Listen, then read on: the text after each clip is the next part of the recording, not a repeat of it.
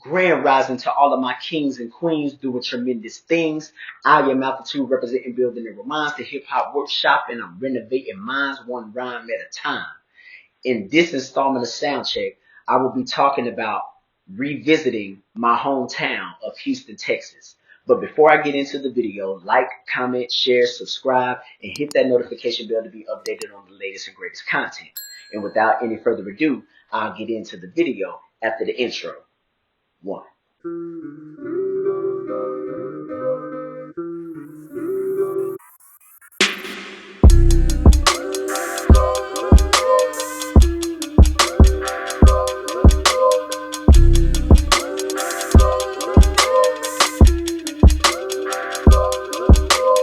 In this video, I decided to put together a montage of me actually having fun in my city and having fun in my hometown. But also, I wanted to illustrate what I seen there. At first, I planned on taking no camera, no computer, and not working on anything while I was there, right? Just enjoying a little vacation time, getting away from the city of Dallas, getting away from work, getting away from photos, videos, music, all that, and just taking some time to relax. But I ended up vlogging while I was there just because, hey, it's natural. It comes natural to me and it happens, right? So I wanted to talk about a few things when it came to my hometown and a little bit of cities in general at large in this country, right? But first, let me stick with Houston. Love my hometown of Houston. And also, somebody was bringing up the fact of, oh, maybe I should move back home. Maybe I should go back to Houston, right? Because I have nothing tying me down. I'm single. I have no kids. There's nothing keeping me in Dallas per se, right? So somebody was like, oh, well, you should move back to Houston. It's a thriving city. It's popping, all these other kind of things, job opportunities. But could I see myself living there? So this was the perfect opportunity to find out, right? So I have a couple of bullet points that I wanted to talk about, and I named this video The Good, the Bad, and the Ugly. So the good is the artwork. Houston has some amazing artwork, some of the best that I've ever seen in a city, right? And I'm not talking about your ragtag graffiti that's on walls and bringing down property value and messing up the community and making it look bad and all those other kind of things. No, I'm talking about actual art. They have beautiful murals, inspirational pieces that make the city come alive. The only other city that I can think of with just incredible artwork throughout pretty much the whole city would be when I was in Toronto. Toronto has some dope artwork, but just sticking to the actual United States, Houston has some of the best artwork and murals and paintings that I have ever seen. So shouts out to all of the artists in that city that is making the city thrive. Keep getting permission, keep getting permits, keep putting beautiful works of art on canvases and walls and bridges and making murals and just making the city come alive, because it's super attractive, it's super dope, and it's a great thing to look at whenever you're traveling and traversing throughout the city. Another thing that's good about Houston, the food. The food is amazing. Anywhere you go in Houston, pretty much stop at a local shop and it's going to be amazing, right? You can't really go wrong with food because it's such a diverse city and there's so many different cultures and a melting pot in that city that it's hard to describe how good the food is until you actually go down there and try it for yourself. So that's something that's really dope about Houston. If you're ever in the Houston area, make sure you check out the food, right? The nightlife. The nightlife is thriving. It's a fun place to be, to network, to party, to have a good time, not get into no dumb stuff, but actually go out and have a good time with friends and family and make sure that everyone is in happy spirits, right? You cannot go wrong with the nightlife in Houston as long as you're with the right people, with the right crowd, and just having a good time. Nothing to worry about. It's super dope. I'll put up some B-roll here of just me hanging out at night and, seeing what the city had to offer, but definitely check out Houston at night. It's a vibe. Trust me. And the last good thing that I'll say about Houston, if you see me looking to the side, is because I have some notes here. I got my little laptop right here on the side. But the last good thing I want to say about Houston is it's a great place to start a business. I think that Texas in general, they say that Texas is only second to Florida when it comes to starting a business. Not only is this a no state income tax state, but also the city of Houston is a great place to network and thrive. Other than Houston, I would definitely say Dallas is a great place to start a business. But if you don't want to be in Dallas, Houston is definitely the way to go. If you're a business owner, if you're a aspiring entrepreneur, if you are a freelancer, you're going to find so much work and business in Houston. It's unbelievable. I got so many cards and numbers and, socials while I was there, and just meeting good people, from lawyers to realtors to freelance photographers to just you name it. The possibilities were endless. But I had a really dope time networking with a large group of people while I was down there. And I believe that it's a great place to definitely get your business off of the ground. Now we have to talk about the bad about my city. So in Houston, I'm not going to lie to y'all. It is hard and almost impossible to get anywhere in Houston. If you do not have a car in Houston, you are stuck. You are out of luck because the buses don't necessarily go everywhere, even though they have a pretty extensive bus system. But the train is really the negative beacon that I want to talk about, because they have a purple line, a green line, and a red line. But it mainly serves the kind of the east side of Houston, and it also only serves the north and south sides of Houston in the main city center. But it doesn't go to the west of Houston. It doesn't go to either airport that is in Houston, Hobby Airport or George W. Bush Airport. You have to either take a shuttle bus to get to the airports or an Uber, which could easily run you $40 because both airports are so far outside of the city center.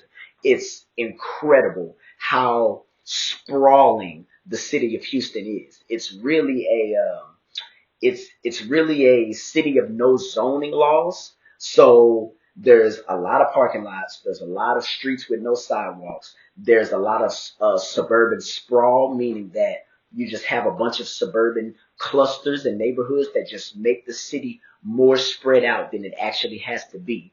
And more denser and compact cities would actually be more of a thriving community, in my opinion, than having everything spread out, everything turning into a food desert because everything is just in weird parts of the city. And also the traffic is terrible. I finally got on the Katy freeway while I was there, and that, in my opinion, it has to be the worst freeway in America. I've never seen anything like it. Why is that highway so wide? I don't understand. It's like 20 lanes, 25 lanes of highway. Why is it so massive? It is still traffic because they think that if you keep building more lanes, then it'll alleviate the traffic. But no, when you make more lanes, you make more traffic. Therefore, you don't relieve the congestion. But what do I know? I'm not an urban developer. I'm not a city planner. I'm just telling you what I feel is the problem with that. And that ain't it. Stop adding lanes to the Katy freeway. It's stupid. Also, public transportation in Houston needs a huge boost. It needs help. What I will say, the best part about the public transportation system in Houston were the bus routes when it came to the express buses. The express buses do a wonderful job of getting you outside of the city center, but the only thing is they stop running a little early, so if you work late, you can forget about it. But if you work an early shift, if you have to get into Midtown and get back to the outskirts of town, by 6, 7, 8 o'clock, the shuttle buses have you covered. They're pretty dope because they only make a select amount of stops, maybe like 2 or 3 stops, and they're on the highway rolling. I got out to Baytown on the express bus. I got out to the Woodlands, and I even made it out to Katy on an express bus. Didn't even have to drive. And I thought that was super dope because they're easily, like 45 minutes to an hour outside of the city. And that's with good traffic. So shouts out to them for having an extensive bus network, I will say. And the highlight of of Houston's public transportation is that all of their trains and buses have free Wi-Fi on it. So On the express buses, I was able to do a bunch of work, do a bunch of editing, and it was seamless. I didn't have any lag. I didn't have any downtime. So that's one of the highlights of Houston's public transportation system is the express buses and the fact that they have free Wi-Fi on their public transportation. I cannot knock that. Even though the system as a whole needs a lot of therapy, a lot of milk, they need some milk because their public transportation system is bad. But I have to highlight the good as well. Their express buses are amazing. They're clean. They're very affordable and free Wi-Fi on public transportation. You can't beat it. You can get a lot of work done while someone else is chauffeuring you around. And, it's just highlighted in a little bit of the B-roll that I just showed for you. And lastly, I got to talk about homelessness. I have to talk about it. Homelessness in my hometown of Houston is bad. Last year, it was estimated that there were about 3,300 homeless people on the streets of Houston. And I really do believe that that is grossly underestimated. I believe it is way higher than that, but that's what's on record. So that's what we have to go with, right? But I believe it's grossly underestimated. Homelessness is running rampant in the city of Houston.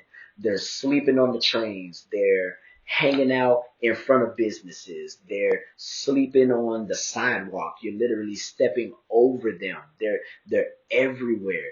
And it's so disheartening and sad that it's gotten to the state that it is.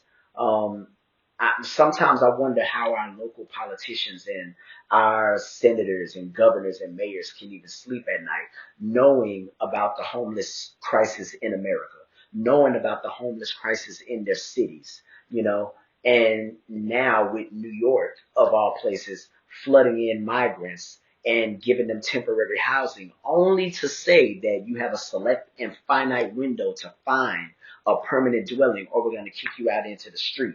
You're just adding to the chaos that is already permanent in the community. Why would you do that? But that's neither here nor there. It's in every American city you can think of, and it's running rampant. It's crazy how much homelessness is literally flooding the streets of America. And when I was in Houston, it was just on full display. And it really made me shed a tear.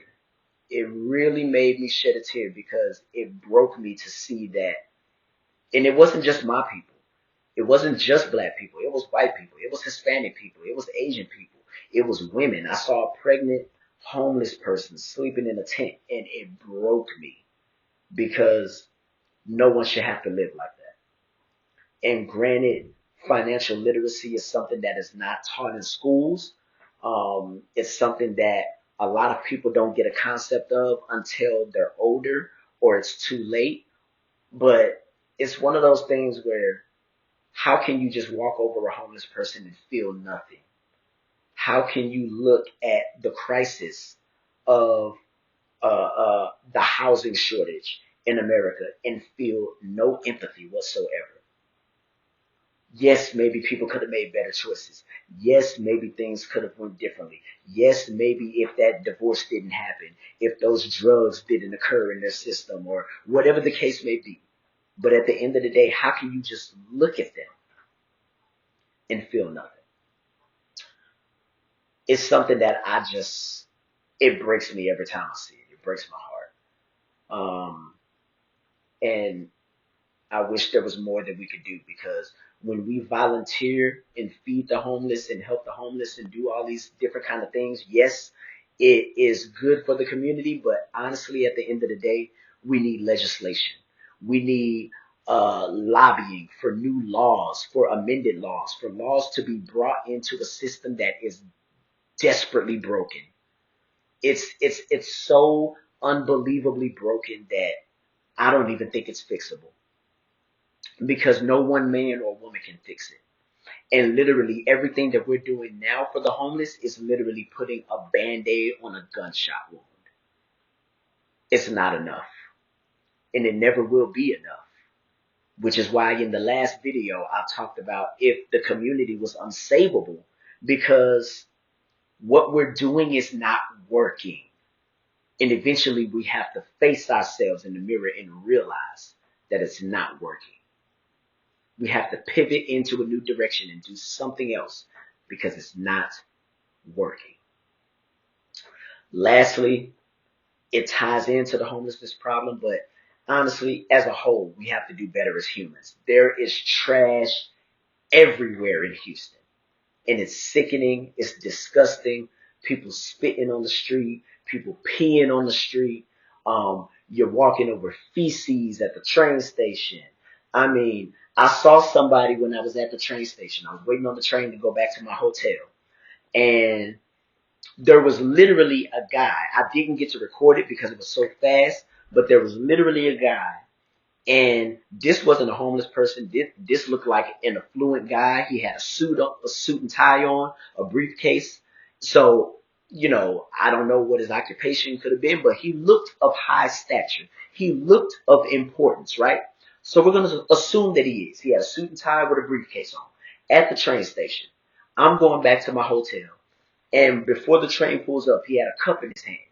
He finished drinking it. It looked like a big gulp, like one of those 7-Eleven cups or QT cups, something like that, just a gas station drink. So he finished the drink. And literally when the train pulled up, there's a trash can right there. And he chucked it in front of the train. I was furious. And the people that were yelling at him, it was so hilarious because people were literally yelling at him at the train station, calling him all kinds of names, calling him, whatever. I'm not going to repeat what they were saying. But at the end of the day, it just goes to show you the mentality of us as Americans. How dare you? You're literally about 5 feet, if that, away from a trash can, but you chuck it on the ground. Why? Because you feel you're too good to use the trash can? You feel you're too good to help keep our communities clean? Like, what's up with you, my guy? Like, I just, the amount of litter and trash and, you know, just human waste, spit, feces, piss on the ground. It was too much, and it's, how do you clean up a community when the very people living in that community are the ones that are destroying it day by day? But I digress. Even when it comes to the homelessness crisis, I visited the Japanese park, the Japanese park in Houston, and it was a dope experience. But even it was so hard to enjoy it because there was a homeless woman, and literally she was screaming at the top of her lungs, screaming at the top of her lungs because her mind, she's too far gone. She was broken. And she's basically a vessel, a zombie, a shell of her former self. And it was so disheartening. And you could see parents with their kids taking them out of the park because the Japanese garden is free in Houston. You don't have to pay for it, unlike here in the DFW area, where I think it's like $7 to get in. The last time I checked, it could have went up, but last time I checked, you still have to pay to get in. But in Houston, the Japanese garden is free. So you just go in. But the problem with a free park, homeless people are gonna, chill in the free park, take advantage of all of the free amenities. And there were so many homeless people in the Japanese garden that it was almost degrading to the park itself, because it's supposed to be about healing and about zen and about peace and a oneness with yourself and nature. And it was so hard to enjoy it because there were homeless people everywhere. There was the one homeless lady screaming at the top of her lungs because her mind was so far gone from God only knows what. And oh, you don't believe me? Listen to this clip. Listen to this.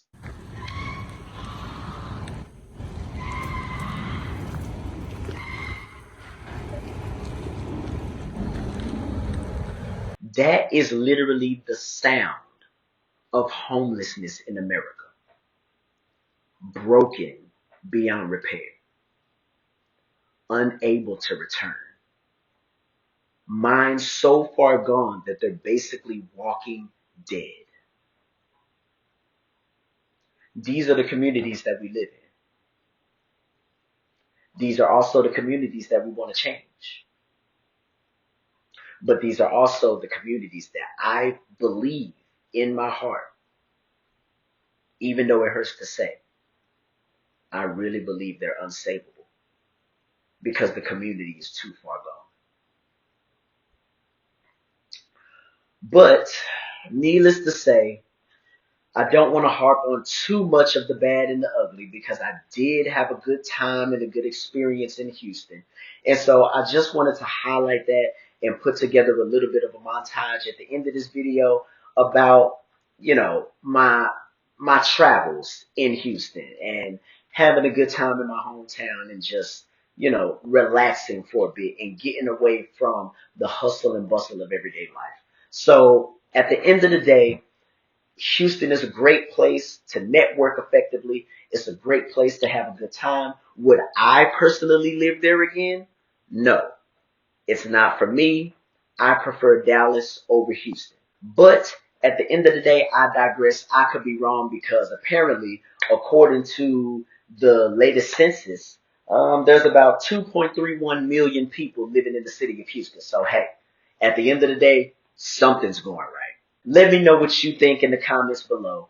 Like, comment, share, subscribe, hit that notification bell to be updated on the latest and greatest content. Enjoy the montage at the end of this video, and until the next installment of Soundcheck, I will see you guys when I see you guys. Peace and one love.